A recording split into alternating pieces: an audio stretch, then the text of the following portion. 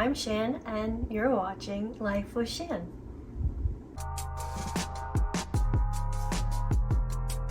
This video is going to be all about the 10 books I finished in 7 days.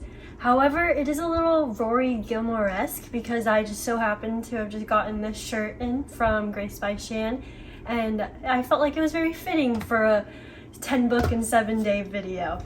So with the Rory Gilmore sweatshirt of the Gilmore Book Club, I also decided to pull up my Stars Hollow mug and my Stars Hollow book sleeve because why not? I'm in a Rory Gilmore mood. While I would also love to do a Rory Gilmore challenge probably next year, maybe even next fall, there are a lot of books that I have read that would be Rory Gilmore approved. I read And Then There Were None, which was really good. I read a lot of the Sherlock Holmes books, which I highly recommend. I also really liked the Picture of Dorian Gray. I read that one in high school, which was fun. If you want to get into classics, I recommend reading Rory Gilmore's Challenge or just picking up 1 or 2 of them. I also recently just bought from Book Depository The Bell Jar by Sylvia Plath, and I'm excited to pick that one up hopefully soon, depending on how long the international shipping takes. Or back to the Life with Shan 10 books in 7 days reading challenge. So some of the books that I completed were audiobooks. It was the week of Black Friday and Thanksgiving, so I was listening to a lot of audiobooks while preparing food for Thanksgiving, or I baked cookies. I didn't prepare much. I baked peanut butter blossom cookies, the peanut butter cookies with the Hershey Kisses on top, but they're really good. You can never go wrong with peanut butter blossoms. And then I picked up the house because we had a lot going on. There was a lot of preparation for the sales going on with Grace by Shan. So with all of those, I did a lot of audiobook listening. I do go through audiobooks quickly. I listen to them at 3 times to 4 times speed once I get comfortable with what's going on. I start the audiobook around 1.5 to 2 times speed, and then once I'm hooked and I'm zoned in, I crank it up to 3 to 3.5, sometimes 4, depending on what the audiobook app allows. A lot of these came from my library, and some of them came from Libro FM, which I'm lucky enough to be an advanced listener on Libro FM, so thank you. The first book I completed last week was The School for Good Mothers, and this one I was really intrigued by. A lot of people love this book, and I've almost bought it quite a few times at different bookstores. The School for Good Mothers is basically a woman is deemed a bad mother and her child is taken away from her, and then she goes to school for good mothers. And it's really interesting. It dives into a lot of what makes a good mother, what makes someone a bad mother, and just how parenting works. And now as we become more hyper aware of how to raise children and more sensitive to what should be and what shouldn't be said or how things should be handled with kids, it also shows that sometimes we're just too harsh on mothers. But the thing that kept me from getting this book or purchasing it was that everyone says there are robots, and there are. And so I was like, oh, I don't want a sci-fi book. And it's not really a sci-fi book. It's very interesting. If you want to know a little bit more about the robots, listen in. The robots are basically, they get to the school and they're all isolated from the outside world, and they're given a child robot that they have to take care of. They raise that child robot until they're done with the program, and they can be sent back to court to decide whether or not they get custody of their biological child. And it just shows a lot of like the grief of being taken away from your kid, what makes you a good mother, a bad mother. There's trigger warnings like postpartum depression, suicidal ideation, but it is a really good deep read, and the robots kind of make it a little bit lighter. I really enjoyed The School for Good Mothers and how it displayed how harsh society can be on women, and how in society it treats fathers as well, and the differences between the two. It is a very interesting read. I highly recommend, or if you don't have the time to read it or don't want to buy it, get it on audio from your library or Libro FM.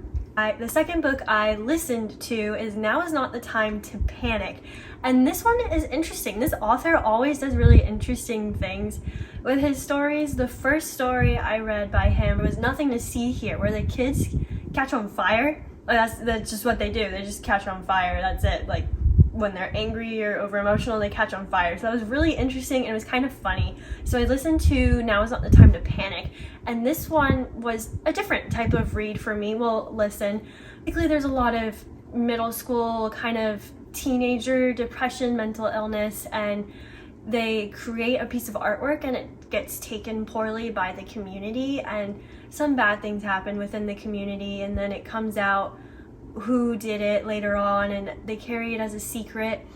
And it just really dove into the mental illness aspect and how when we're young, we don't know everything that's going on. We only know what's going on with ourselves, and even when we're adults, but more so when we're young and we're building relationships and friendships and connections with other people, and you're so wrapped up in what you're feeling and what you're doing, and you just don't understand the world too well yet. There's so many things that are kept hidden from us as when we're young or in teenagers. So Now Is Not the Time to Panic was a really good display of how treated when we're younger and how the secrets that are kept from us really skew our view on the world. And it goes really much deeper than that with the community aspect and how mental illness plays into the role, but it was very different. This one back to back with the School for Good Mothers. I finished the School for Good Mothers audiobook in the morning, and then I started and finished Now Is Not the Time to Panic in the afternoon, and they were both very different for me. They're not the typical thriller or romance fantasy read, so it was very intriguing, and I enjoyed the mental illness aspect of both of these, but I did need a break after that. The next day I finished As Seen on TV. I picked this one up because Happy Go Lovely Sleeves on Bookstagram, who's also Happy Go Lovely Reads on BookTube. Her name's Rachel. She's amazing. She was reading this for Gilmore Readathon, so I picked it up. It went along with the Gilmore fall vibe, so I got into this. I know a lot of people didn't like it. I'm not a huge romance reader, so I did enjoy it. It wasn't as Gilmore-esque as I thought it would be. It was more of just Gilmore references, but you know, that's okay with me. It was a cute little read. She is a New York City journalist trying to make it. She's a freelance writer, and she pitches a story of going to a small town and interviewing the people of the town and then interviewing the new developer in town, and things just don't go as planned. She wants this Hallmark story that she can write, but instead the story becomes about something else entirely, and it was cute. You get the small town vibes. There's a diner, there's a bunch of little things.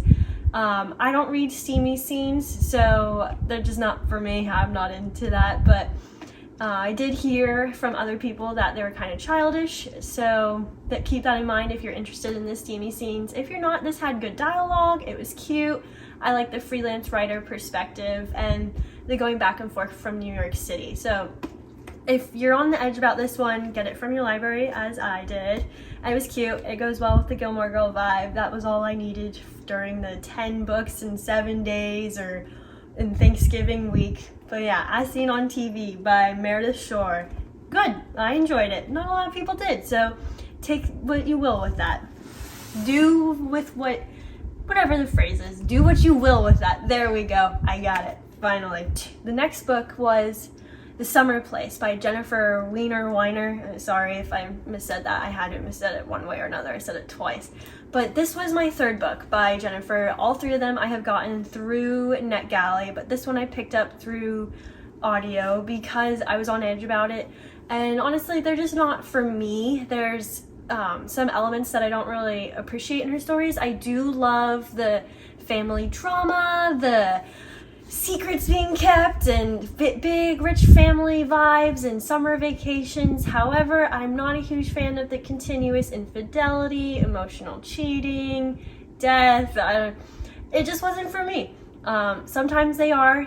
Like, I know Christy Woodson Harvey, I love hers. I don't know what it is. I don't know what the difference is between the two and why I like one more than the other, but that one just wasn't for me. If you do like the multiple family perspectives and the secrets going on among children and then all coming together at the end, that's a good one, The Summer Place. And I re-listened to A Court of Thorn and Roses by Sarah J. Maas because I want to pick up the second book and I want to do a recap video on BookTube for you guys and for me. I like to be able to go back and watch them. So I did a re-listen of this. I read it back in July and now it is November and I finally did my re-listen. This is a good book. It's a great introduction to fantasy. Sarah J. Maas, this series is very popular. Sarah J. Maas is very popular. She has a lot of series and a lot of world building, but this book, the first 100 pages or so were slow, but I enjoyed that because I'm not much of a fantasy reader, so it was a nice easy introduction to the fantasy element, and then the last 100 pages fly by. You find out everything about the world. There's so much drama, there's romance. A Court of Thorn and Roses is also a Beauty and the Beast retelling, and a lot of people are deterred by that, but I appreciated knowing that going into it, being a new fantasy reader, because it helped me understand more of what to expect and kind of know that I wasn't too far behind what was going on. With any fantasy series, I think, at least from my experience, it is going to be confusing right off the bat. Just keep reading. It will all come together eventually, or Google it. I know a lot of people don't like to do that, but I like to see what other people are saying. So I re-listened to A Court of Thorn and Roses, and hopefully I'll have a video up soon of a recap of it. I do highly recommend as a gift for anyone, or if you're wanting to get into reading and you like fantasy like Harry Potter or Twilight, this is a good one. Book number 7 was an audiobook of In My Dreams I Hold a Knife. I picked this one up because my friend Riley at Paint the Town Red recently asked for it through her Grace by Shan book credit, so I wanted to get into it. The cover is really cool. It's a very interesting thriller-esque type of read. They are all grown up. They're going back to their high school reunion, or college reunion, my bad. They're going back to a reunion, and when they were in school, someone died, and then when they're at the reunion, they're all trying to seem like they're great, they're doing so well in life, as everyone does with reunions, and slowly but surely they all start talking about the death of the person, and they try to put together who murdered her. So that was interesting. There's a lot of back and forth, a lot of you did it, I did it, and so many people come out with the secrets of the grief and guilt they've been holding for all these years, and it was really interesting. I appreciated In My Dreams I Hold a Knife. I did listen to it, so I know for me, at least, when I read a book, I might review it differently than when I listen to it, because when you read it, you're putting more time and effort into it. So keep that in mind when you listen to what I have to say about these books. This was Mary Jane by Jessica Onion Blau, and this is a book I told myself I had to finish before the end of the year, and I did, and I read it in one day. I read it as quickly as I could with everything going on, and I adored this book. It's not much, it's not deep, it's very just interesting and character driven. Mary Jane grows up in a very religious, conservative home in the 70s, and she gets a job through her mom as a nanny for a neighbor down the street. So Mary Jane takes it, and as she's nannying for these people, they are completely different than her own family. She is 14 years old, and she's only ever known what her mother has told her, which is you can't share toothpaste with other people, you must cover up, you must go to church all the time. It's all about how you present yourself to the community and the service you do for the community. We have to look right as a family, very like whitewashed, clubhouse, country club people. And then she goes to this new home to babysit or nanny, and the kid's walking around naked, there's no rules in the house, and then there's the dad's a psychologist, the mom doesn't wear a bra, and she's just blown away by how different of a home it is, and it all kind of comes together. Mary Jane grows, and then it all falls apart. She realizes things about her parents, and it's just so fun. This was a fun read, but it also covered different harder topics like racism and sexism and just growing up in separate homes. There's rock and roll in it. I don't want to give away too much, but yeah, I'm really glad I picked this one up. I thought it would just be like a cute YA, but it was more than that. I don't even know if it's considered YA. It was very good. You should read Mary Jane. I loved it.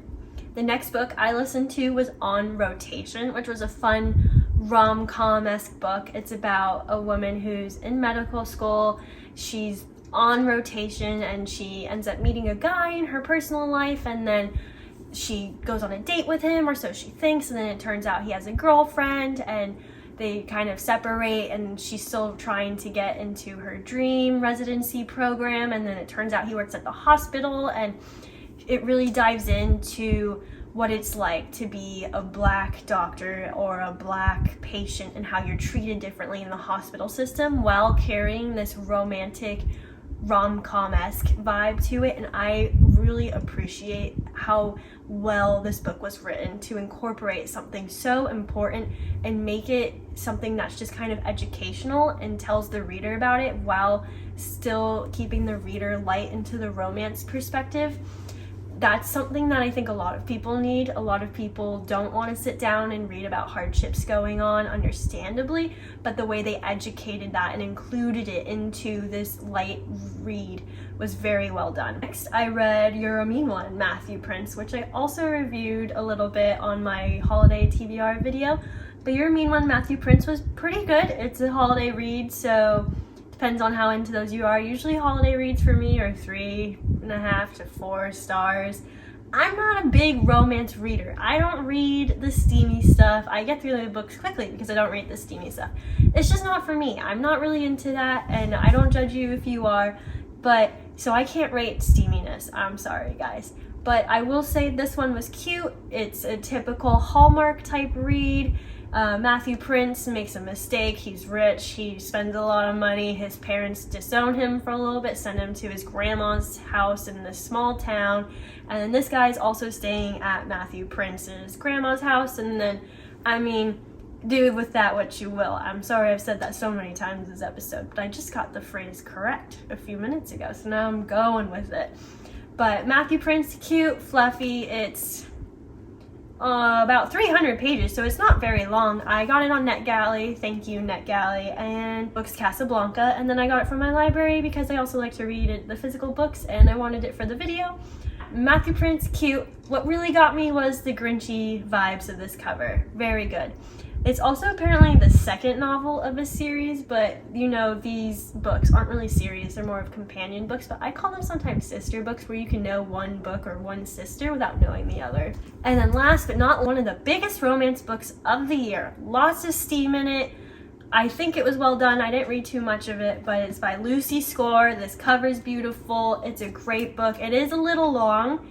It was almost 550 pages, which is why I had it for my November TBR, because I wanted to read bigger books this month. And it's very good. It's, I just chucked that book. Now it's all bent.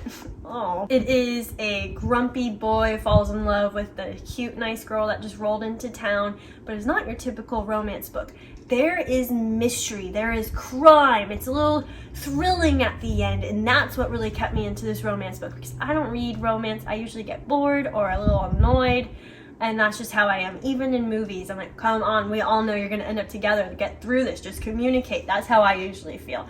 But this book, when I did get to that point, which happens in every romance book, there was the thrilling mystery part that kept me going, and the fact that I already read a lot of pages of it, so I had to finish it. I have already pre-ordered the sequel. I loved this book. Basically, Naomi runs away from her wedding, and she ends up in this small town called Knock 'em Out, right? So she ends up in Knock 'em Out to meet up with her sister, Tina, her twin sister. And she finds out that Tina stole everything Naomi had in her hotel room, and Tina left Naomi with Tina's daughter. So then all of a sudden she bumps into Knox Morgan, the grumpy guy in town, and he takes care of Naomi and the new daughter, or Naomi's niece. Very interesting, grumpy-esque, small town, fun, highly recommend. Whether or not you like steaminess, I skip. You can do that. You just finish the book faster if it's not your thing. For my 10 books in 7 days. Once I had read or listened to 2 audiobooks in 2 days, I thought, maybe I'll do 7 books in 7 days. I'm not gonna push myself. But you know what? I guess it kept going. I was just on a roll last week. And it was a good week. It was a really good week for reading. Now I'm reading Babel still. I know I'm always reading it, but hear me out. I love it. I've watched booktube videos on it. Everyone loves it. So I stopped reading it, and I purchased the paperback from Book Depository, because they don't sell it in paperback in the US. They sell it in paperback in the UK. So I got it through Book Depository, and it's coming soon. And then I'm going to pick it back up, and I'm going to highlight while I read it, because I've seen a lot of people do that, and I want to thoroughly enjoy the thickness of that book. So yeah, I will have 2 copies of Babel. Oh well. I have a problem, and you guys enable it, so thanks.